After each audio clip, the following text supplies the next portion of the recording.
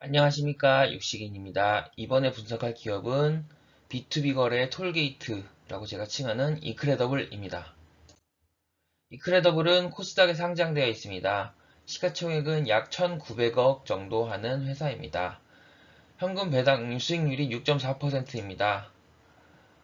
꽤 높은 배당 수익률을 기록할 수 있는 소위 배당주라고 할 수 있습니다. 그리고 발행 주식수 대비 유동 비율이 32.23%로 유동 주식수가 적은 편입니다. 동사의 메인 비즈니스는 기업의 신용 정보를 제공하는 서비스입니다. 기업 정보도 제공하고 기업 기술 평가도 진행합니다. 그러면 신용 정보는 왜 필요하냐? 이 모델을 보시면 알 수 있는데 협력업체가 대기업하고 거래를 하려면 어, 대기업에서도 그 협력업체가 어느 정도 인정받은 업체라는 것을 입증하는 자료가 필요합니다. 그래서 대기업은 이크레더블 같은 신용정보 회사에 협력업체에 대한 신용 인증을 신청을 합니다. 그러면 어, 이크레더블 같은 회사들은 협력업체에 대해서 신용평가를 해서 대기업한테 제공을 하고 수수료를 챙겨서 가치 창출을 하는 비즈니스 구조입니다. 지배구조에 대해서 말씀을 드리면 이크레더블은 한국기업평가 여기도 상장사입니다. 여기가 67.77%를 들고 있고 그리고 무디스, S&P와 더불어서 3대 글로벌 신용평가사인 이 피치가 한국기업평가의 73.55% 지분을 들고 있습니다. 말하자면 이크레더블은 이 피치의 손자회사인 셈입니다. 그래서 외국인 투자자 지분이 많은 편이고 주주 환원에 대해서 신경 쓸 수밖에 없는데 이것이 소액주주와 이해관계가 일치한다고 생각합니다. 기업을 선정한 이유는 환상적인 ROE 영업이익률을 될 수 있습니다.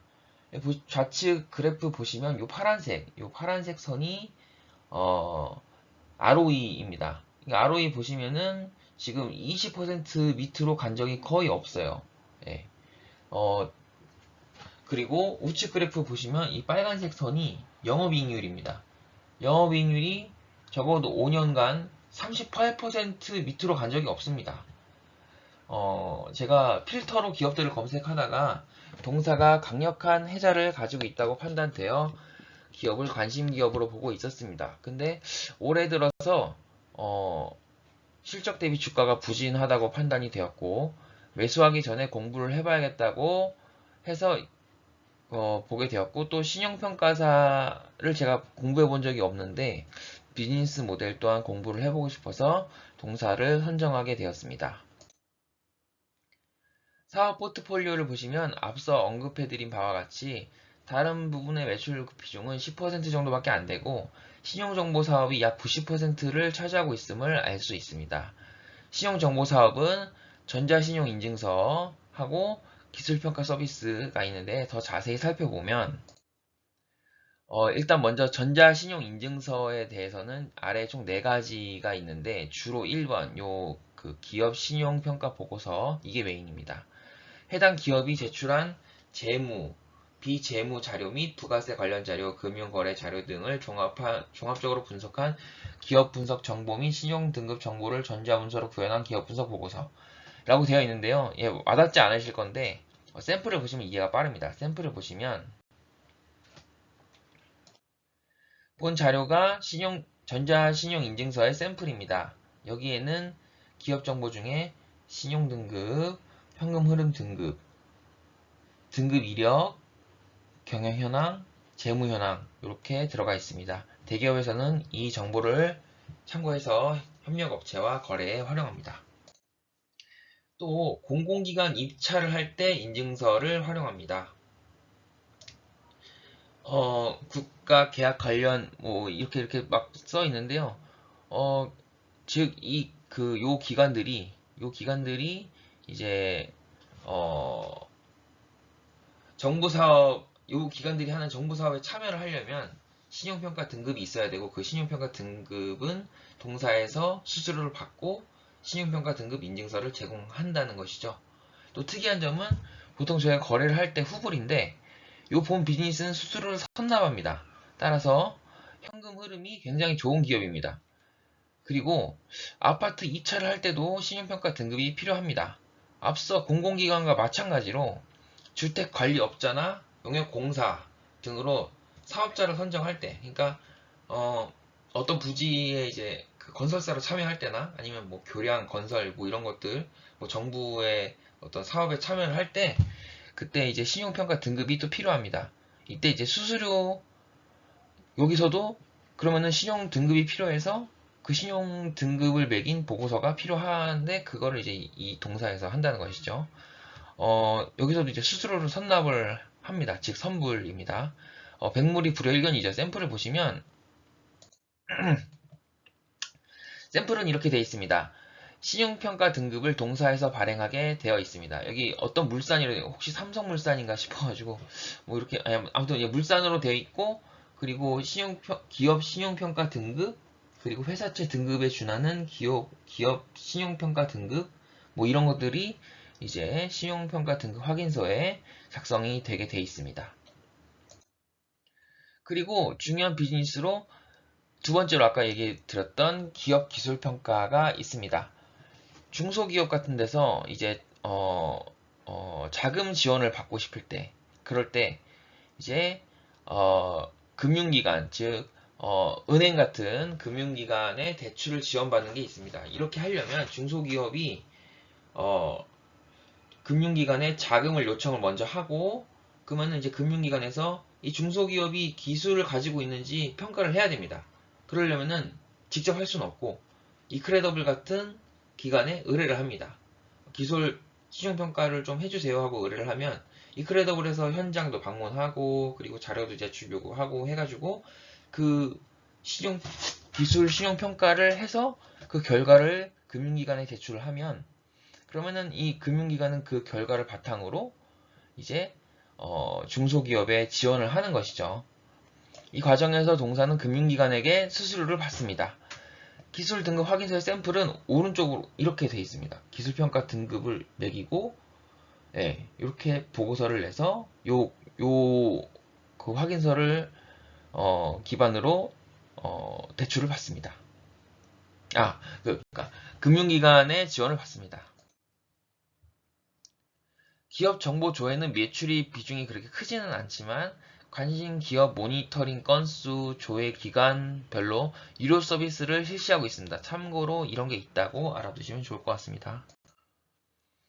주 비즈니스인 전자신용 인증 서비스와 기술 신용평가 서비스는 유효기간이 1년입니다. 유효기간이 1년이기 때문에 매년 갱신해야 됩니다. 그래서 소비재의 성격을 띱니다. 또 ESG의 세계적인 흐름에 발맞춰서 ESG 경영을 지향하는 대기업이 늘어나고 있기 때문에 ESG 평가를 동사에서 실시를 하고 있으며 이는 또 신성장 동력으로 판단하고 있습니다. 이 신용조회 이런 업은 이제 진입 장벽이 있는데요. 바로 이 사업을 하기 위해서는 아무나 할 수 있는 게 아니고 정부의 허가가 필요하다는 점입니다. 이 자료는 신용정보협회에서 발췌한 자료입니다. 이 기업들만 신용정보 조회 및 평가가 가능하고 이를 쉽게 표현을 하자면 개인 신용평가만 하는 기업, 기업 신용평가만 하는 기업, 둘 다 하는 기업 이렇게 벤 다이어그램으로 나타낼 수 있는데 이크레더블은 나이스 DMB와 한국평가 데이터와 함께 기업 신용평가만 하는 기업으로 분류할 수 있겠습니다. 시장 점유율을 조사해봤습니다. 2020년 기준으로는 이크레더블이 14%를 점유하고 있고 2022년에는 제가 직접 한번 그 사업보고서를 기준으로 점유율을 발라봤습니다.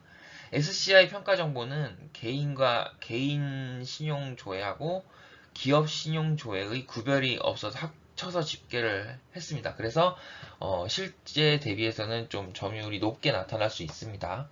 이를 감안해서 보더라도 이크레더블은 14%에서 15.4%로 점유율이 증가한 것을 알 수 있었습니다. 재무제표를 분석해봤습니다. 손익계산서를 보면 매출액과 영업이익은 꾸준하게 성장하고 있습니다. 매출액은 7년간 9.13%, 영업이익은 평균 10.73% 성장 중입니다. 영업이익률은 가장 낮은 때가 37%이고 2022년 기준으로 무려 40.9%입니다. 이를 좀 더 시계열을 길게 보면 10년간 어땠는지 살펴봤습니다. 매출액은 평균 10.57%, 영업이익은 11.87%, 순이익은 11.27% 증가하고 있는 것을 알 수 있습니다. 영업이익 순이익은 2020년 요때 코로나로 약간 감소하거나 성장이 좀 더디긴 했으나 크게 보면 지속적으로 상승하였습니다.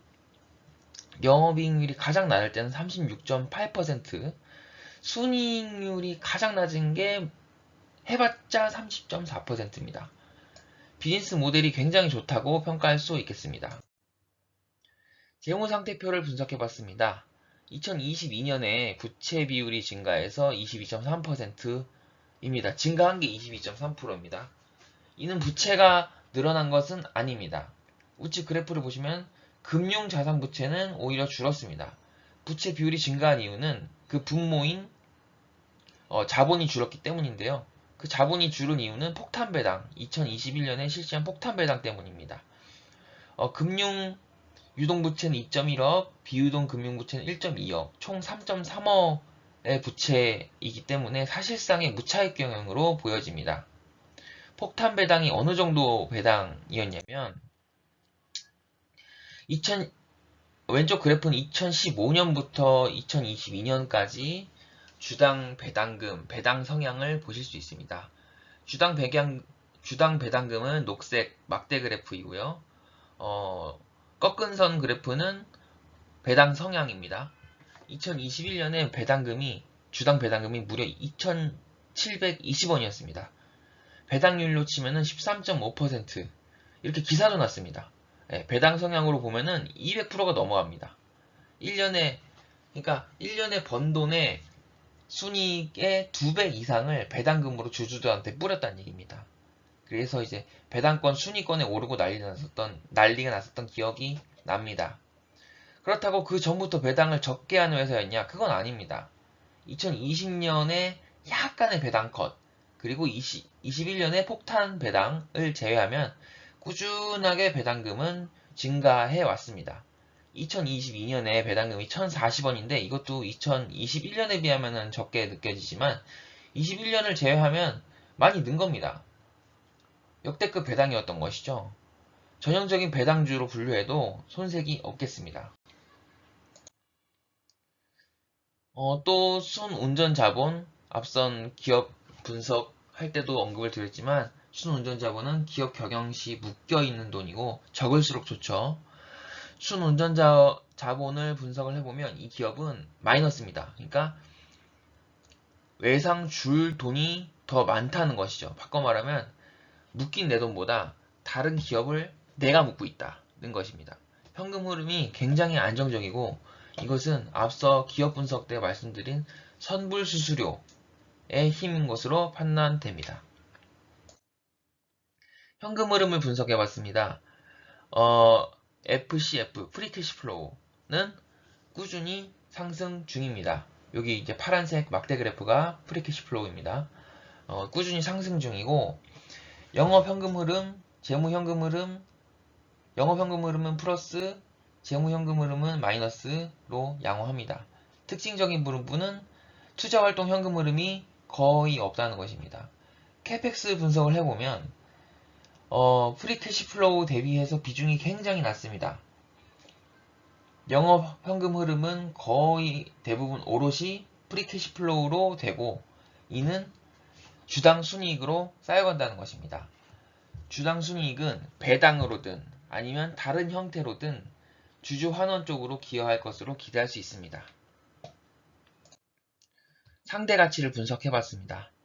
PER로 보면 역사적 하단에 위치하는 것을 알 수 있습니다.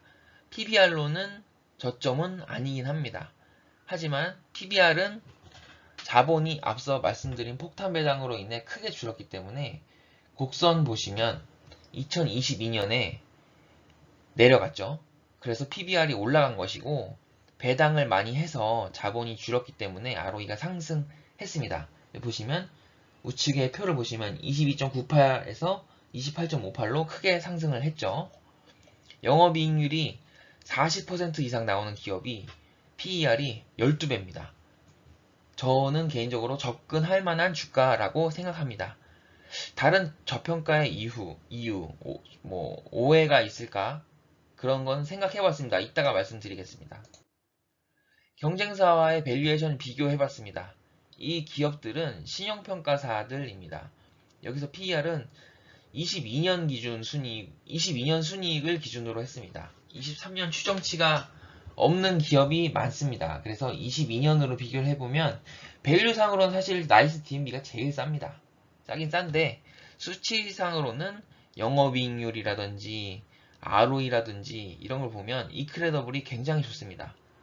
영업이익률 41%, ROE 28.6%가 눈에 띕니다. 그래서 다른 경쟁사보다 이크레더블이 투자하기에는 더 경쟁력이 있다고 저는 개인적으로 판단합니다. 인건비를 봤습니다. 2022년 기준으로 평균 연봉은 6,800만원 수준이고 근속연수는 7.2년입니다. 그래서 꼭 나쁘다고 할 수준은 아닌 것 같습니다. 대표이사 연봉이 5.27억원, 등기이사 연봉은 2.75억원입니다. 그래서 다른 기업 대비해서 그러니까 대표이사와 등기이사 간의 연봉 차이가 그렇게 많이 차이 나지는 않는다. 요 정도면 그렇게 생각할 수 있을 것 같습니다. 경영진을 살펴봤습니다. 민영창 대표이사입니다. 올해 3월 29일부로 대표이사로 취임했습니다. 경희대 법학과 출신이고요. 메리츠증권 상무로 있다가 대우증권, 지금 미래에셋증권이죠. 전무로 3년 계시다가 한국기업평가 전무로 6년 계시다가 이번에 대표이사로 취임하셨습니다. 모회사인 한국기업평가의 경영진의 이력을 봤습니다. 김기범 대표이사님이고요. 이분도 메리츠 종합금융에 계셨고 미래에셋 대우 대표이사셨고 한국기업평가 대표로 지금까지도 계십니다. 보면은 좀 이력이 많이 겹칩니다. 민영창 대표님이 혹시 김기범 대표님의 사람으로 오신 거 아닌가? 하는 소위 얘기하는 라인인가? 하는 합리적 의심을 해봅니다. 아까 말씀드린 시장에서 오해해서 싼가 내가 모르는 게 있나 해서 생각을 해봤습니다. 혹시 요 아파트 입찰용 시정평가를 하니까 건설 경기랑 좀 동행을 하나?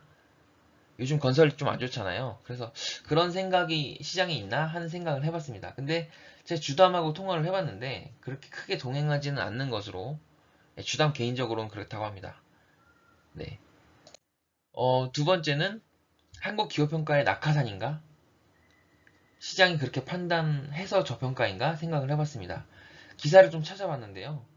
한국기업평가에서 임직원들이 줄사표를 낸다는 기사입니다. 한국기업평가 대표인 김기범 대표 이후 임직원들이 줄퇴사로 구조조정이 시작되었고 시험평가 능력이 우려된다는 기사입니다. 이크레더블에서도 아까 경영진 소개 때 말씀드렸던 대로 현재 CEO는 김기범 대표님의 사람일 수 있고 기업 경영도 결국 사람이 하는 건데 한동안 시정평가 능력을 현업 기업들이 우려하나? 또는 실제로는 아닌데 시장에서 그렇게 생각하나? 하는 오해도 있을 수 있을 것 같습니다. 좀 더 지켜봐야 될 것 같습니다. 아까 21년 폭탄 배당 여러 번 말씀드렸죠. 2022년도 배당금이 적은 건 아닙니다. 그런데 요때 배당락입니다. 배당락 이후에 주가가 계속 횡보하고 있습니다. 앵커링 효과, 즉 21년의 폭탄 배당에 이은 22년 배당 컷으로 시장이 인식하나? 20년 대비해서는 늘은 거고 한데 하는 생각을 해봤습니다. 제가 기업을 분석하고 있는 와중에 23년 1분기 실적 발표가 있었습니다. 1분기 영업이익이 적자를 기록했습니다. 네. 여기 보시면 영업이익이 11억 적자죠. 그래서 이 기록한 이 실적 발표 이후에 이베스트 투자증권 정식 애널리스트 리포트를 인용을 하면 TCB, 즉 기술신용평가 부분의 역성장이 크게 진행되었다. 수수료를 지급하는 은행에서 수수료를 인하해서 쇼크를 받았다. 영위하는 모든 기업들이 쇼크를 받았다. 이렇게 돼 있습니다. 매출액이 작년 대비해서 올해가 매출액이 마이너스 13.6% 역성장할 것이라는 레포트를 내셨더라고요. 단기적으로 타격을 받을 수는 있겠으나 장기적으로는 지속 성장할 것이면 그럼 지금이 매수할 수 있는 기회가 될 수 있지 않을까 생각을 합니다. 미래를 정확하게 추정할 수는 없으나 흰색인 시가총액은 영업이익, 빨간색인 영업이익, 녹색인 순이익이 오르는데도 2020년 고점 대비해서 40% 빠졌습니다. 기술 신용평가 부문이 실적이 역성장이 일시적이라면 지금 정도의 시점이 장기 우상향에 참여할 수 있는 기회라고 생각합니다. 다만 역성장이 일시적이어야만 가능합니다. 그리고 다른 경쟁 업체들도 힘들게 된 이슈입니다. 영업이익률이 높은 동사가 오히려 버티고 나면 기회가 될 수도 있습니다. 종합 의견입니다. 여기까지 보신 분들 고생 많으셨습니다. 강점으로는 높은 영업이익률을 보이고 있고 ROE도 굉장히 높습니다. 1년마다 신용평가를 갱신해야 합니다. 저는 B2B 거래의 톨게이트 또는 필수제로 부르고 싶습니다. 밸류에이션이 역사적 저점에 있습니다. 모회사와 주주 간의 이해관계가 일치하므로 주주 환원이 좋고 특히 배당률이 높습니다. 경기가 어려울 때 대기업 입장에서는 신용평가에 더 민감할 수밖에 없습니다. 신용평가사의 수혜를 예상합니다. 약점 또는 추가 확인할 사항으로는 타사 대비, 그러니까 비즈니스 구조는 좋은데 타사 대비해서는 더 좋냐? 기술력, 경쟁력 확인이 필요합니다. 근데 영업이익률로는 어느 정도 입증이 되었다고 생각합니다만 제가 현업에 있지는 않아서 확실하지는 않습니다. 신임 CEO가 어떤 분인지 확인이 필요합니다. 그리고 본 신용평가 기업은 꾸준히 성장하긴 하지만 성장이 폭발적이지는 않습니다. 약점이라면 약점으로 볼 수 있고요. 경쟁사 대비해서는 밸류에이션이 비쌉니다. 또한 거래량이 적어서 큰 금액 체결은 어려울 수 있다는 것 또한 약점으로 볼 수 있겠습니다. 이상 기업 분석을 마칩니다. 감사합니다.